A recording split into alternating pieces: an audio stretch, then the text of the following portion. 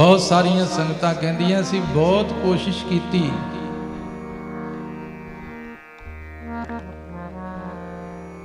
पर मन च नहीं वसिया।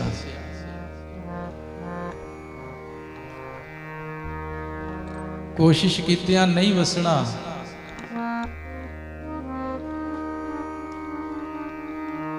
ये साडे किसी कर्म दे बूटे दा फल नहीं है कि असी आ कर्म कीता ते उन्हों आ फल लग गया। नहीं, उहदा मन विच वस जाना साडे किसे कीते कर्म दे बूटे दा फल नहीं। वो जोर नाल नहीं वसदा, वो मेहर नाल वसदा है। इस करके उहदा नाम ही मेहरबान। ਵੱਡੇ ਵੱਡੇ जोर ला के थक गए, अक गए, पल्ला झाड़ के उठ के चले गए, कहते कुछ बनया नहीं। गुरमुखो जदों बनना है उहदी मेहर नाल बनना है, उहदी किरपा नाल बनना है, उहदी बख्शिश नाल बनना है। इस करके जदों आपां नाम जपदे आ ना गुरमुखो, हिरदे दी झोली अड्डो, नाम दी झोली अड्डो।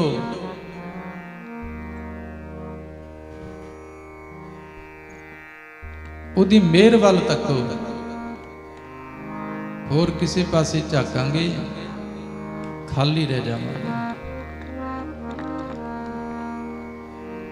धन बाबा बुढ़ा साहिब जी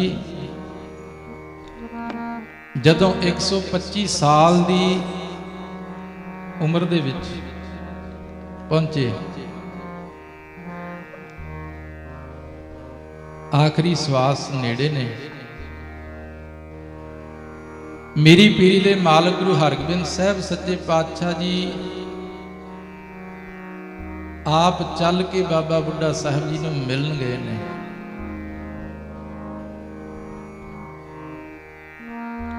भाई विधि चंद जी आदक गुरसिख पुछदे ने, बाबा बुढ़ा जी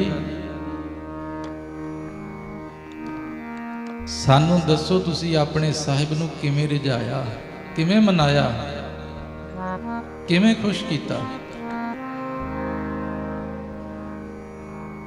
धन बाबा बुढ़ा साहिब जी ने बचन कीता, प्यारिओ बाणी पढ़ो, नाम जपो, रज रज के सेवा करो, शुभ कर्म करो, पर टेक उहदी मेहर ते रखियो। किते ये ना सोचियो कि असी इन्ने चंगे काम कीते ने सानू मिल जाएगा। जदों उन्हें मिलना है अपनी मेहर नाल मिलना है। सारी संगत बोलो सतनाम श्री वाहिगुरू। इस करके ते गुरु प्रसाद आख्या है, गुरु की कृपा आख्या है।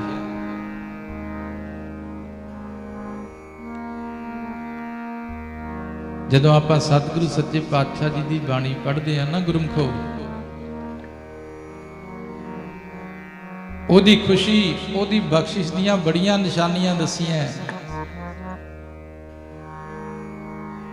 पहली ते सब तो वड्डी निशानी ये है, किरपा करे जिस पार ब्रह्मता होवै साधु संग, ज्यों ज्यों ओ वधाइयै त्यों त्यों हर स्यों रंग। कहंदे सब तो वड्डी खुशी, सब तो वड्डी किरपा उस मालक दी जदों हो जाए, साधु दी संगत दिंदा है। ते ज्यों ज्यों संगत नूं वधाई जाओगे, बेनती समझियो, ज्यों ज्यों संगत नूं वधाई जाओगे, इत्थे संगत की गिणती नूं वधाउण दी गल नहीं कीती।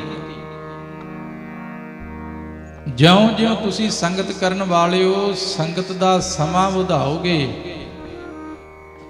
अज 1 घंटा कीता, कल नूं 1.25 घंटे ते जाओगे। ज्यों ज्यों संगत नूं वधाओगे, संगत विच वध समा तुसी गुजारोगे। महाराज सच्चे पातशाह जी कहंदे त्यों त्यों हर स्यों रंग। ਜਿਵੇਂ ਜਿਵੇਂ ਸੰਗਤ ਵਧਾਈ ਜਾਓਗੇ ਤਿਉਂ ਤਿਉਂ ਰੰਗ ਚੜੀ ਜਾਏਗਾ, ਰੰਗ ਗੂੜਾ ਹੁੰਦਾ ਜਾਏਗਾ।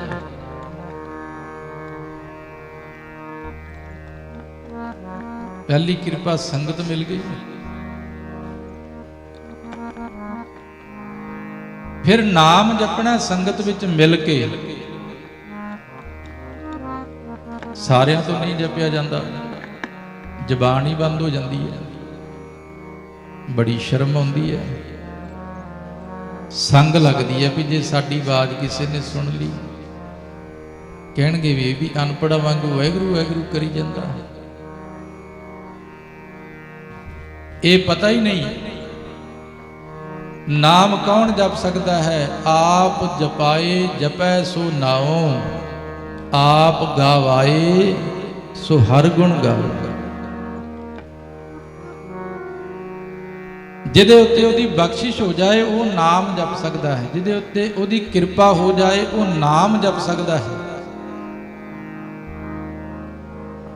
ਦੂਜਾ ਨਹੀਂ ਜਪ ਸਕਦਾ। ਇੱਥੇ ਆ ਕੇ ਵੀ ਦੇਖ ਦੂਖ ਕੇ ਚਲਾ ਜਾਏਗਾ। ਸੋ ਮਹਾਰਾਜ ਸੱਚੇ ਪਾਤਸ਼ਾਹ ਜੀ ਦੀਆਂ ਬਖਸ਼ਿਸ਼ਾਂ, ਉਹਦੀ ਕਿਰਪਾ, ਉਹਦੀ ਖੁਸ਼ੀ ਦੀ ਨਿਸ਼ਾਨੀ ਦੱਸ ਰਹੇ ਨੇ ਗੁਰੂ ਅਰਜਨ ਦੇਵ ਮਹਾਰਾਜ ਜੀ। ਜਾਂ ਤੂੰ ਤੁਸੈ ਮਿਹਰਬਾਨ ਅਚਿੰਤ ਵਸੈ ਮਨ ਮਾਹੇ। ਘਾਲ ਨਾ ਮਿਲਿਓ, ਘਾਲਣਾ ਨਾਲ ਨਹੀਂ ਮਿਲਦਾ, ਪਰ ਘਾਲਣਾ ਕਰਨੀ ਜ਼ਰੂਰ ਹੈ। ਇਹਦਾ ਮਤਲਬ ਇਹ ਨਹੀਂ ਕਿ ਘਾਲਣਾ ਛੱਡ ਦੇਣੀ ਹੈ। ਘਾਲਣਾ ਕਿਹੜੀ? ਕਈ ਕਹਿੰਦੇ ਜੀ ਫਲਾਣਾ ਬੰਦਾ ਤੇ ਬੜੀ ਟੋਕਰੀ ਢੋਂਦਾ ਹੈ, ਫਲਾਣਾ ਬੰਦਾ ਤੇ ਜੀ ਇੰਨੇ ਇੰਨੇ ਘੰਟੇ ਆਹ ਕੰਮ ਕਰੀ ਜਾਂਦਾ ਹੈ। ਪਰ ਗੁਰੂ ਨਾਨਕ ਦੇ ਘਰ ਦੇ ਵਿੱਚ ਸਭ ਤੋਂ ਵੱਡੀ ਘਾਲਣਾ ਹੈ, ਜਿਨੀ ਨਾਮ ਧਿਆਇਆ ਗਏ ਮਸਕਤ ਘਾਲ, ਨਾਨਕ ਤੇ ਮੁਖ ਉਜਲੇ ਕੀਤੀ ਛੁੱਟੀ ਨਾਲ। ਇਹ ਨਾਮ ਜਪਣਾ ਇੱਕ ਘਾਲਣਾ ਘਾਲਣੀ ਹੈ, ਮਸਕਤ ਕਰਨੀ ਹੈ, ਬੋਲਣਾ ਪੈਣਾ ਤੁਹਾਨੂੰ। ਜੇ ਇੱਥੇ ਆ ਕੇ ਬੈਠੇ ਰਹੇ ਤੇ ਬਾਅਦ ਚ ਗੁਰੂ ਨੂੰ ਦੋਸ਼ ਦਿੱਤਾ ਕਿ ਬਣਿਆ ਕੁਝ ਨਹੀਂ। ਕੱਲ ਸ਼ਾਮ ਨੂੰ ਸਪੇਨ ਤੋਂ ਸੰਗਤ ਦਾ ਫੋਨ ਆਇਆ, ਬਹੁਤ ਬਖਸ਼ਿਸ਼ ਵਰਤ ਰਹੀ ਹੈ ਸਤਿਗੁਰੂ ਸੱਚੇ ਪਾਤਸ਼ਾਹ ਜੀ ਦੀ। ਜਿਵੇਂ ਇੱਥੇ ਬੈਠ ਕੇ ਆਪ ਜੀ ਸੰਗਤਾਂ ਸਰਵਣ ਕਰਦੇ ਹੋ, ਇਸ ਤਰ੍ਹਾਂ ਵਿਦੇਸ਼ਾਂ ਵਿੱਚ ਬੈਠੀਆਂ ਸੰਗਤਾਂ ਮਹਾਰਾਜ ਦੇ ਚਰਨਾਂ ਦੇ ਹੁਲਾਰੇ ਮਾਣਦੀਆਂ। ਸਪੇਨ ਦੀ ਸੰਗਤ ਵੱਲੋਂ ਖਾਸ ਮੈਨੂੰ ਹੁਕਮ ਕੀਤਾ ਗਿਆ ਕਿ ਸੰਗਤ ਨੂੰ ਬੇਨਤੀ ਕਰਿਓ, ਨਾਮ ਖੁੱਲ੍ਹ ਕੇ ਜਪਿਆ ਕਰੋ, ਉੱਚੀ ਆਵਾਜ਼ ਵਿੱਚ ਜਪਿਆ ਕਰੋ, ਸੰਗਿਆ ਨਾ ਕਰੋ।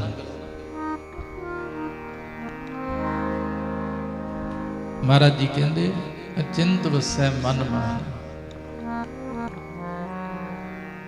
ਜਾਂ ਤੂੰ ਤੁਸੈ ਮਿਹਰਬਾਨ ਨੌ ਨਿਧ ਘਰ ਮੈਂ ਪਾਹੇ। ਉਹ ਪਿਆਰਾ ਜਦੋਂ ਟੁੱਟ ਪੈਂਦਾ ਹੈ, ਖੁਸ਼ ਹੋ ਜਾਂਦਾ ਹੈ। ਹਿਰਦੇ ਰੂਪੀ ਘਰ ਦੇ ਵਿੱਚੋਂ ਹੀ ਉਹ ਖਜ਼ਾਨਾ ਲੱਭ ਪੈਂਦਾ ਹੈ,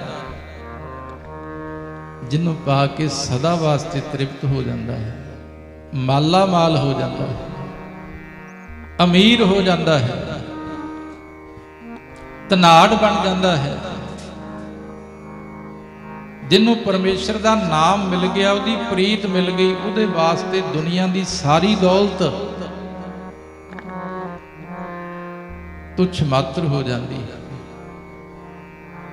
ਨੌਨਿਧ ਅੰਮ੍ਰਿਤ ਪ੍ਰਭ ਕਾ ਨਾਮ ਦੇਹੀ ਮੈਂ ਇਸਕਾ ਵਿਸਰਾਮ। ਜਾਂ ਤੂੰ ਤੁਸੈ ਮਿਹਰਬਾਨ ਨੌਨਿਧ ਘਰ ਮੈਂ ਪਾਹੇ। ਹੁਣ ਅੱਗੇ ਸਮਝਿਓ, ਮਹਾਰਾਜ ਜੀ ਕਹਿੰਦੇ ਜਾਂ ਤੂੰ ਤੁਸਹਿ ਮਿਹਰਬਾਨ ਤਾਂ ਗੁਰ ਕਾ ਮੰਤਰ ਕਮਾਹੇ। ਹੇ ਮਿਹਰਬਾਨ ਵਾਹਿਗੁਰੂ, ਜਿਨ੍ਹਾਂ ਦੇ ਉੱਤੇ ਤੂੰ ਖੁਸ਼ ਹੋ ਜਾਂਦਾ ਹੈ, ਉਹ ਫਿਰ ਗੁਰੂ ਵੱਲੋਂ ਮਿਲੇ ਹੋਏ ਗੁਰਮੰਤਰ ਦੀ ਕਮਾਈ ਕਰਦੇ ਆ। ਗੁਰਮੰਤਰ ਦੀ ਕਮਾਈ ਕਰਨ ਆਉਂਦੇ ਆ ਆਪਾਂ। बड़ी दुनिया तुहानू कहेगी पखंडवाद है, तोता रटना है।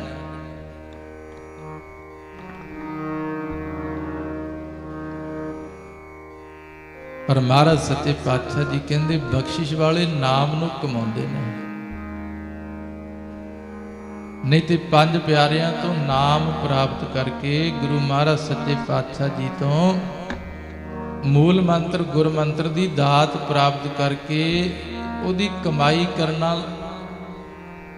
लोग अक्सर भुल जाते हैं। महाराज सच्चे पातशाह जी ने जिहड़ा बीज बीजिया नाम दा पंज प्यारियां दे विच वरत के जिहड़ा साडे हिरदे विच नाम दा बीज पाया ना गुरमुखो, उहदी कमाई करनी है।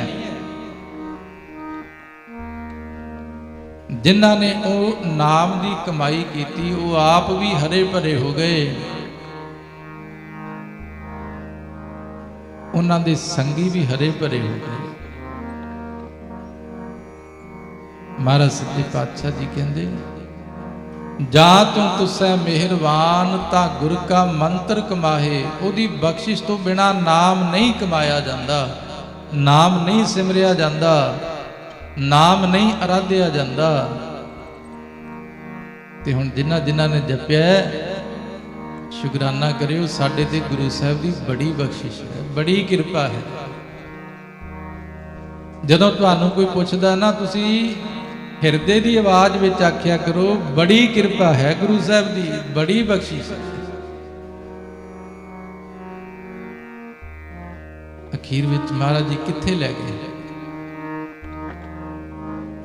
नाम कित्थे लै जांदा है, नाम जपण वाले कित्थे पहुंच गए। सतगुरु सच्चे पातशाह जी कहंदे जां तू तुसै मेहरबान ता नानक सच समाहे। सच समाना है, सच विच लीन होना है। ज्यों जल मैं जल आए खटाना, त्यों ज्योति संग जोत समाना। फर्क नहीं रखना। ये सुपना बनाना है कि असीं उहदे विच समा जाना है, उहदे वर्गे होना है, उहदा रूप बनना है, अपना कुछ भी वखरा नहीं रखना।